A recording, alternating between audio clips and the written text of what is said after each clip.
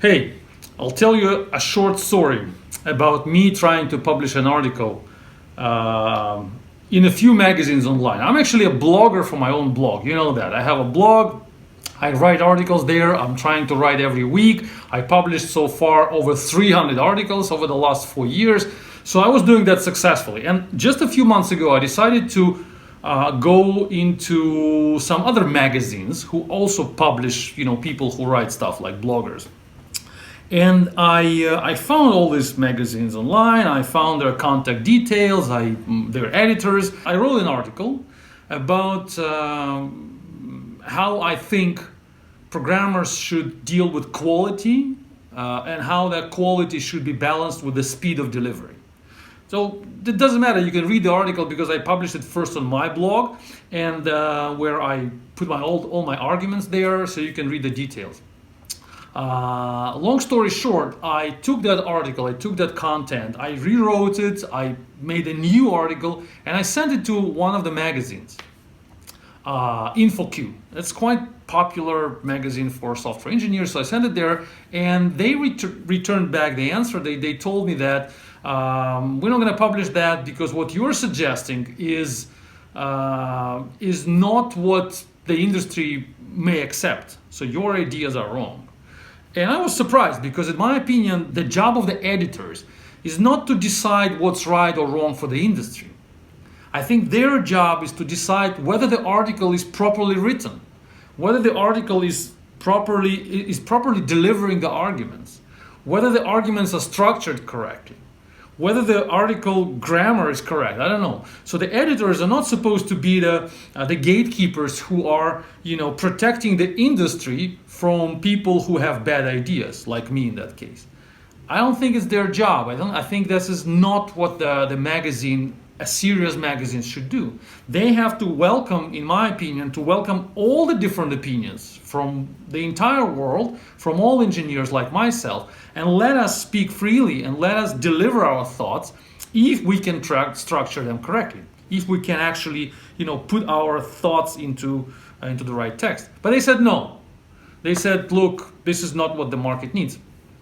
And I tweeted about that. And then the chief editor of this magazine, of InfoQ, emailed me back and said, I understand your frustration, but we're still not going to publish that because I checked your article. This is just nonsense.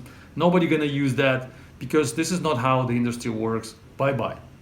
What I did next, I sent the same article to another magazine, which is IEEE magazine, IEEE software, to one of the editors. And I got an answer in a few days. And the answer was, hear it out, the answer was, we're not going to publish that because what you're suggesting is what everybody in the industry is using right now. So I was a little bit surprised. Those guys said that the industry doesn't need that, and these guys are saying that the industry already has that. So again, my question is it your job, guys, to tell me what's right or what's bad for the industry? I don't think so. Your job is to be the editor. Your job is to verify the content is structured correctly, that it actually follows the guidelines of the magazine's submission, that it actually has all the proper chapters and bullet points and footnotes and whatever. That's your job. You're editors. You're not the best engineers in this industry. So, and these two answers is a perfect demonstration of that weird situation. Those guys are telling me that the industry doesn't need that. Those guys are telling me that the industry already has that. And then I sent it to another magazine, the Communications of the ACM, the blog part of it, and they just published it.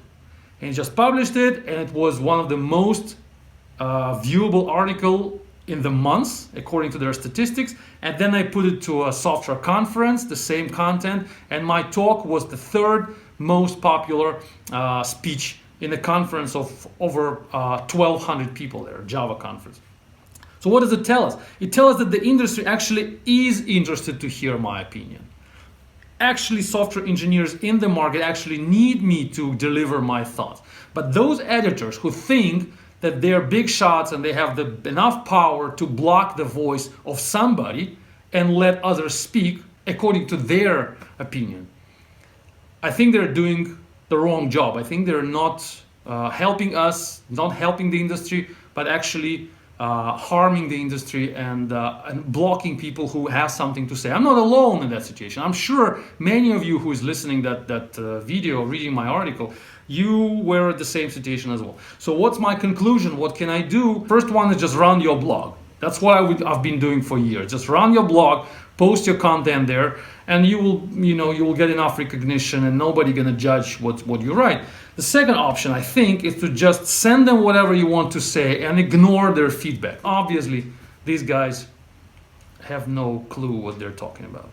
Maybe they are running their business. Maybe they just don't want outside writers to just submit something there and be published for free. Maybe it's so-called, pay-to-play type of business, so you have to pay something. I'm not sure. They never said anything about that. They were never asking for money. But maybe they are actually interested mostly in articles from authors who somehow financially or semi-financially contribute to their business. So I'm the complete outsider, complete stranger, just sending the piece, and they have to reject it somehow. So they made up the reason. But the real reason was maybe that you're not paying us, so go away. It's also possible. It's sad. That's only sad. I hope we can improve that, and that's why I'm making this video, to improve that situation. Stay tuned.